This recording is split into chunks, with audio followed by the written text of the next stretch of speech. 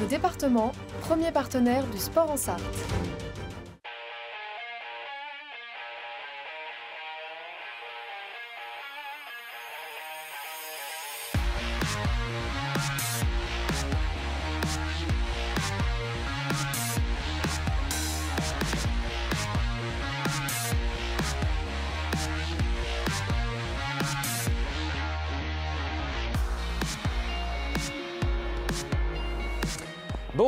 Bonsoir à toutes et à tous, bienvenue dans 72 Sports, une heure d'information sportive et sartoise bien sûr, comme chaque lundi, c'est 72 Sports. Regardez le programme qui vous attend ce soir avec dans un instant le grand débrief du match du Mans FC vendredi au stade Marie-Marvin face à Martigues. On débriefera cette rencontre avec Guillaume Nedelec dans quelques instants. La deuxième partie, le reste de l'actualité comme d'habitude avec les autres événements sportifs en Sarthe avec du hand, du tennis de table et plein d'autres sports, notamment du volley ou encore du trail dans la cité Plantagenet. En troisième partie d'émission, invité exceptionnel Nicolas Hédé, le coureur cycliste professionnel l'année dernière encore, et sera avec nous dans quelques instants. Et puis en quatrième partie d'émission, un pilote avec Alexandre Yvon, pilote automobile sartois qui se prépare à une nouvelle saison donc en European Le Mans Series. Il viendra donc nous parler notamment de son nouvel équipage. Mais on commence comme chaque lundi avec l'info à la une.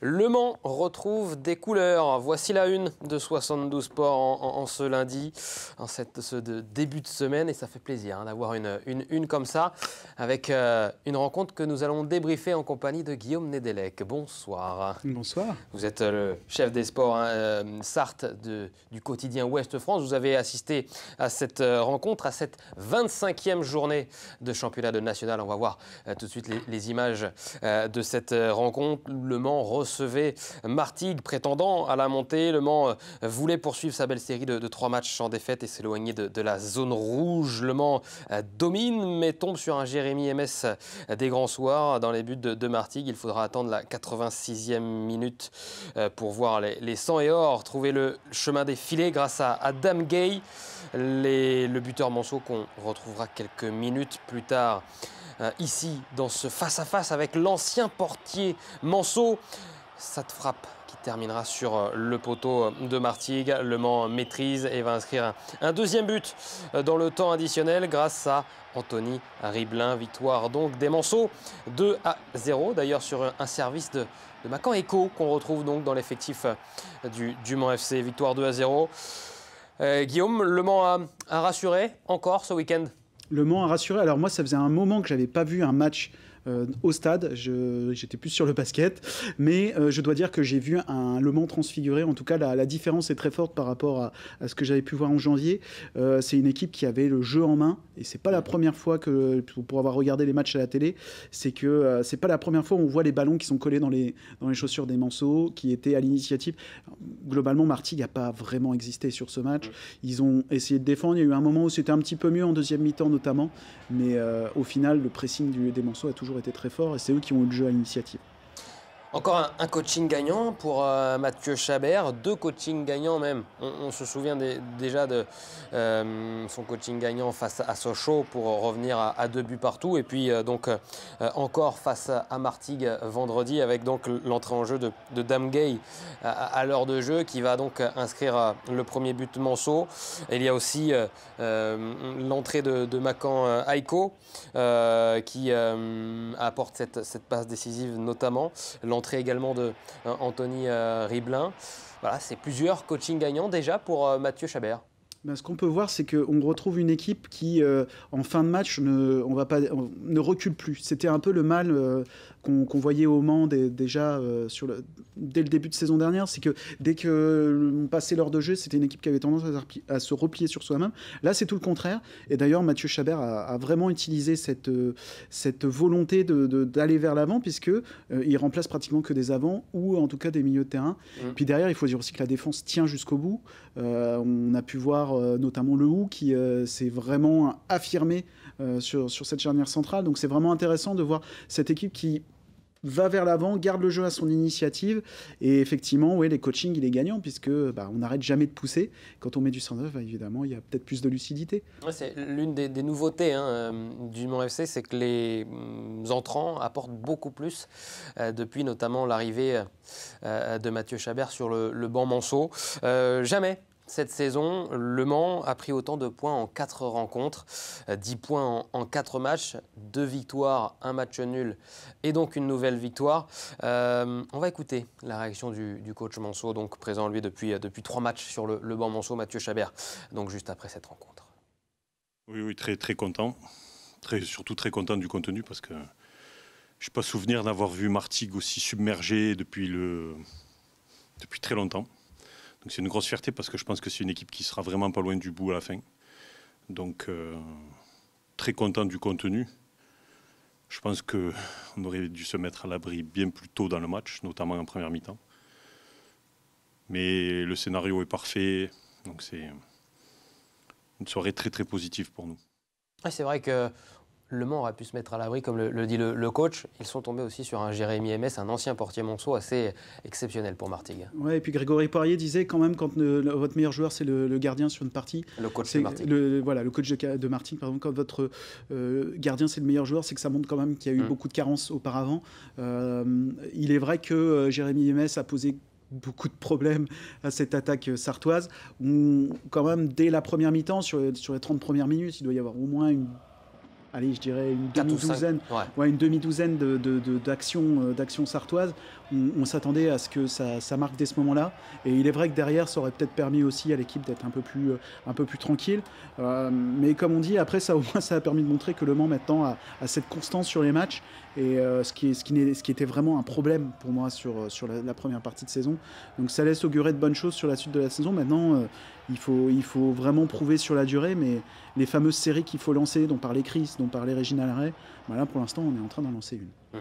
C'est vrai qu'une demi-douzaine de situations, mais même peut-être plus que des situations, des occasions, et au moins 4 ou 5 arrêts décisifs pour Jérémy MS dans cette première période. La deuxième période, les Manceaux ont été plus réalistes.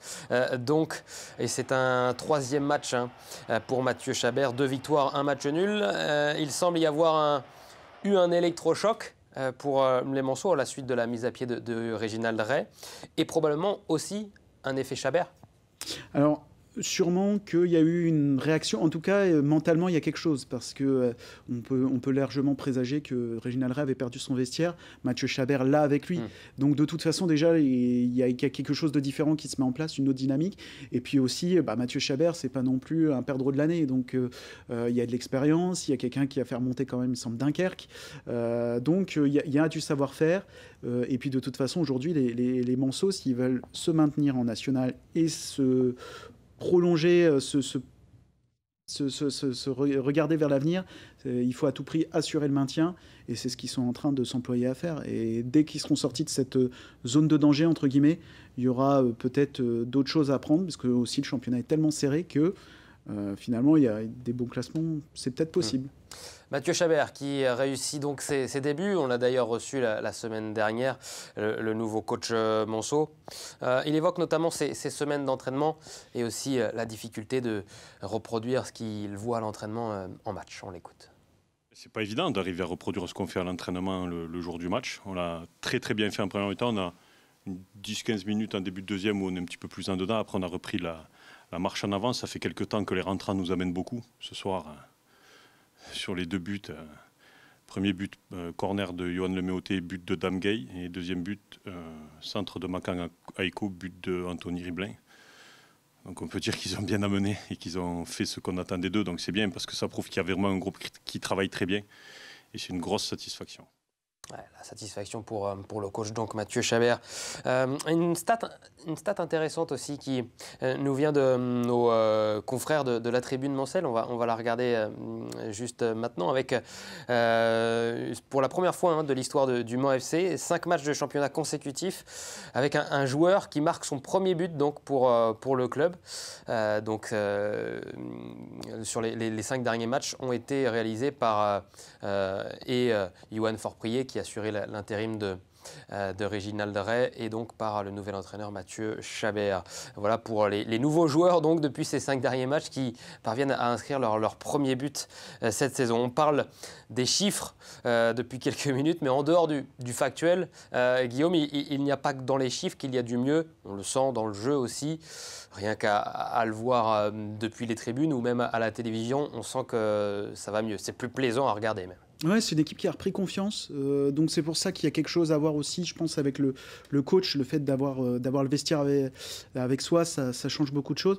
Après, on retrouve une équipe du Mans qui devrait être au niveau de jeu où elle le mérite, parce que c'est un effectif qui est quand même de très grande qualité. Et ça, pour le coup, Grégory Poirier insistait là-dessus, en disant que quand on voit la qualité de l'effectif, très clairement, le Mans devait jouer devant. Et effectivement, quand on voit la pointe en attaque que l'on a, c'est évident. Même, c'est presque un peu triste de ne pas voir, comment il s'appelle, le numéro 9, j'ai un trou évidemment. Boussaïd. Non, pas Boussaïd. Le numéro 9, Monceau. Le numéro 9, Monceau, tout à fait, je suis désolé. Il n'y a pas de problème, je vais essayer mais quand on voit toute la qualité de Rabillard, Antoine Rabillard, je suis même presque triste qu'il n'ait pas eu plus de chance de marquer, parce que il était l'un des plus à l'action aussi ce vendredi soir. Donc effectivement, on sait que Le Mans a la possibilité de faire quelque chose, et peut-être que ce potentiel est en train de se dévoiler en ce moment. On va regarder le classement, on fait un petit point sur le classement de ce championnat de national après donc cette 25e journée. Le Mans est toujours à la 8e position avec un match de retard pour les Sochaliens qui précèdent le Mans FC. Situation comptable aussi intéressante, un petit peu plus qu'avant désormais, puisque le Mans FC compte 6 points d'avance sur le premier relégable. Le Mans s'éloigne donc de la zone rouge, c'était l'objectif. C'était l'objectif, et maintenant ça va être un peu compliqué, parce que finalement quand on regarde, Le Mans n'est qu'à 12 points de Niort. Alors Niort est sur une belle dynamique, d'ailleurs meilleure dynamique que le Red Star en ce moment, donc ce sera peut-être difficile d'aller chercher. Il y a 27 points à prendre d'ici la fin de la saison, donc si on disait qu'il y avait une fin à la Didier Olé-Nicole comme il y a 3 ans où Le Mans était devenu invincible, eh bien peut-être quand même qu'il y a un beau classement à prendre, pourquoi pas une 3e place. Mais bon, maintenant, il faut réussir à enchaîner les victoires, et je pense que déjà, ça fera du bien au moral de tout le monde, du club, en interne, pour l'équipe. Ça permettra aussi de peut-être négocier des contrats pour l'année prochaine, de se projeter sur l'avenir, et puis aussi d'avoir le club aussi avec soi, les supporters. Ça, c'est important quand on joue au Mans. Vous l'avez dit, il reste 9 matchs, donc soit 27 points à prendre. Le deuxième, donc Niort, est à 12 points du Mans FC. Mathématiquement, c'est possible. Vraisemblablement impossible. Écoutez, il peut se passer, c'est le football. Si le sport était quelque chose de prévisible, on n'en ferait plus. On ne sait jamais. Rappelons-nous, je reprends cet exemple de Didier Olé-Nicole il y a 3 ans, où le club se retrouve à 3 minutes de la saison capable de remonter en Ligue 2. On ne sait jamais. Maintenant, si l'équipe se met à gagner tous ses matchs, il y aura peut-être des regrets dans ces cas-là, mais au moins on se rassurera sur le potentiel de cette équipe et pourra se projeter très sérieusement sur l'année prochaine. Bon, on avait posé la question à Mathieu Chabert lundi dernier s'il y avait peut-être plus qu'un maintien à jouer dans ce championnat national, et il nous avait dit que non, l'objectif c'était 100% le maintien et qu'il fallait pour lui être réaliste et que la montée n'était pas envisageable. On va voir si le Mans FC enchaîne les victoires comme ça, peut-être qu'il changera de discours, peut-être le coach Manceau. On verra ça dans les prochaines semaines. En tout cas, il y a une victoire peut-être à aller chercher ce week-end face à Rouen. Le Mans qui avait perdu à l'aller 1-0. Ça serait bien de poursuivre cette belle série pour le Mans FC qui est en train de réaliser la plus belle série de sa saison avec le début de saison également. Ce serait déjà, ça me permettrait de mettre en confiance. C'est toujours le principe psychologique, c'est-à-dire qu'une équipe qui perd et qui est en difficulté, elle va avoir tendance à se protéger, à essayer de regarder vers le maintien, donc avoir plutôt une dynamique qui n'est pas forcément la plus positive. Quand on se met à gagner, c'est pas tout à fait les mêmes façons de jouer. On a la confiance, on fait attention, on peut se permettre aussi de faire des erreurs. De prendre un but, mais tant qu'on en met plus que les autres, de toute façon, et qu'on sait qu'on peut en mettre plus que les autres, on ne va pas jouer de la même façon. Donc cette dynamique de la victoire, elle est importante, et effectivement, battre Rouen, ça permettra déjà de reprendre une revanche, Et puis, en plus, à l'extérieur, de continuer un joli parcours qu'on voit quand même depuis un petit moment. Derrière, il y aura des matchs aussi importants après ce match face à Rouen, face à des adversaires qui jouent le maintien. Épinal, ça sera au stade Marie-Marvin, donc dans 2 semaines, avec avant la réception de Avranches. Donc il y aura ensuite, après le déplacement à Rouen, 2 réceptions, donc Épinal et Avranches au stade Marie-Marvin. Merci beaucoup, Guillaume Nedelec, d'avoir débriefé cette rencontre de football, cette page football. Petit mot quand même, parce que je sais qu'on n'en parlera pas dans le reste de l'actualité, sur un sport qui vous est très cher également, que vous suivez. Vous êtes un grand spécialiste du sport automobile, avec une prestation sartoise, celle de Sébastien Bourdet, du côté de Sebring, qui a été chercher un joli podium.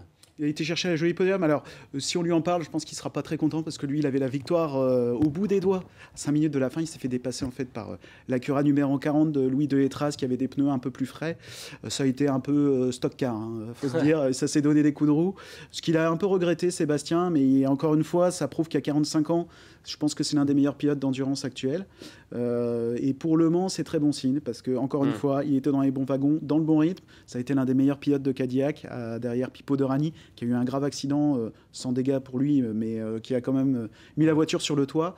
Mais je pense que Sébastien Bourdet, il va arriver aux 24 heures du Mans cette année. Je pense qu'il ne va pas falloir lui chercher des noises.